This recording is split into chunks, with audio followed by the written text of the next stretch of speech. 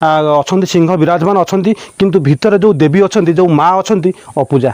ଏଠି ମଧ୍ୟ ପୂଜା ପାଉନାହାନ୍ତି। ଦେଖନ୍ତୁ ମନ୍ଦିର ହେଇଛି, ଯଦି ଆପଣ ମନ୍ଦିରକୁ ନ ପୂଜିବେ ତା ଭିତରେ ଯେଉଁ ବିଗ୍ରହ ଅଛନ୍ତି ବା ଯେଉଁ ମା ଅଛନ୍ତି ବା ଯେଉଁ ଦେବୀ ଅଛନ୍ତି, ଯେଉଁ ଦେବତା ଅଛନ୍ତି, ସେ ମୂର୍ତ୍ତିକି ନେଇକି କେଉଁଠି ସ୍ଥାନାନ୍ତର କରିକିରି ଅନ୍ୟ ଏକ ଜାଗାରେ ପୂଜାପୂଜି କରାଯାଏ।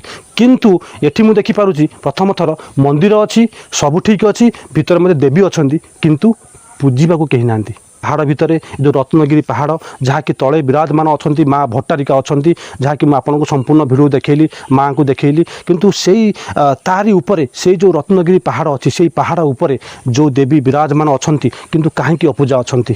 ଆପଣମାନେ କମେଣ୍ଟରେ ଦେବେ। ଟିକେ ଭିତରକୁ ଆସନ୍ତୁ। ମାଆଙ୍କ କୋଳରେ ଗୋଟେ ଛୋଟ ସନ୍ତାନ, ତାମାନେ ଆପଣ ଦେଖିପାରୁଥିବେ କ'ଣ ମା ମଙ୍ଗଳା?